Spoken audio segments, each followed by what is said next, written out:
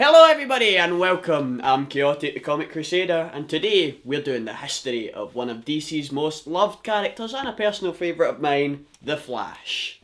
Today I'm going to cover the first 4 Flashes, or the only 4 Flashes I'm aware of. First Flash is a man called Jay Garrick. He was published in All American Comics. He first appeared in Flash Comics issue 1.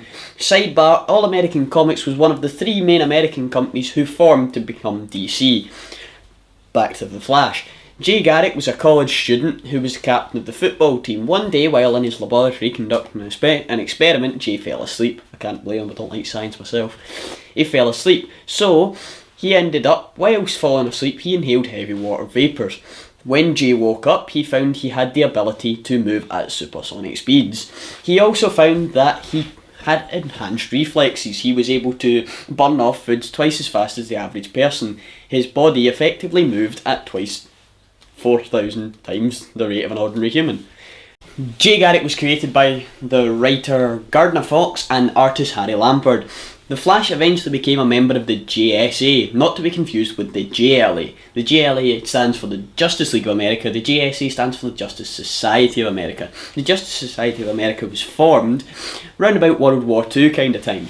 Pre-war heroes, if you like, who still survive in comics today. They are mainly found on Earth 2 or 3, I believe. But eventually, Jay got his own comic. Eventually, The Flash got his own series, but unfortunately it only lasted for 32 issues? It only ran for the 32 issues because in that time World War II was going on, and let's face it, people had bombs falling on their heads. I don't really think they were interested in who's killing the Flash this week. So that's Jay Garrick. Right, on to the second Flash, Barry Allen. He was the second person to don the Flash mantle. He was created in 1956. Barry was a police officer who was often known for being late and known by his co-workers as slow. The opposite of the Flash. One day in his forensics lab, Barry was standing next to a chest of chemicals when, unfortunately, it was struck by lightning. Barry was doused in the chemicals and was knocked out. When Barry woke up, he found, like his predecessor, he could move at supersonic speeds. He was able to perceive time at twice the rate of an ordinary human. Barry donned the costume and decided to become the Flash, deciding that he would fight crime the way his predecessor did. The next Flash. The third Flash is Wally West. He is the person who donned the Flash mantle for the third time. Wally West is the previous Flash, Barry Allen's nephew by marriage. And yes, I can already hear you asking, how did Wally get his powers? Well, hold your horses and I'll tell you.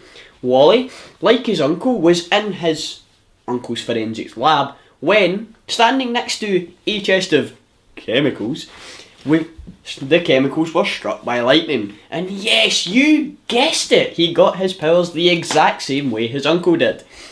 It wasn't, however, until the Crisis on Infinite Earth storyline where Wally became the Flash.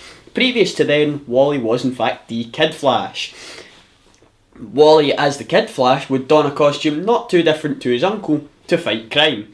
However, when his uncle's death was confirmed in the Crisis on Infinite Earth storyline, Wally took on the role of the Flash.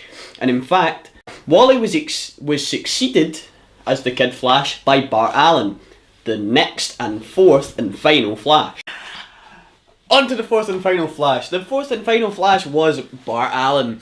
Bart Allen is the fourth person to don the Flash mantle. Bart Allen was the grandson of Barry Allen, the second Flash.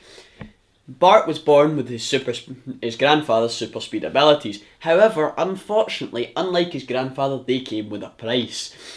Bart, unlike his grandfather, had an accelerated metabolism, which meant that he aged at twice as fast as an ordinary human. In an attempt to get help, Bart travelled back in time to receive help from Wally West. Wally was able to fix the problem and Bart stayed in the past. Before becoming the Kid Flash and then the Flash, Bart Allen took on the name Impulse and fought crime along with Kid Flash and Flash. But when Bart became the Flash, when he defeated Superboy Prime on the Crisis on Infinite Earth storyline, he then went on to become the Flash and joined the Justice League. He was the fourth and final person to take on the Flash before Barry Allen's return. And that finishes up with Flashes. Right, on to some of my should reads. My first should read that I'm going to recommend is the Flashpoint storyline. We at the Rejects absolutely love it. It's one of the best Flash storylines in my opinion. Mainly because it takes away, it shows you a different look at the DC continuity, all by changing one thing.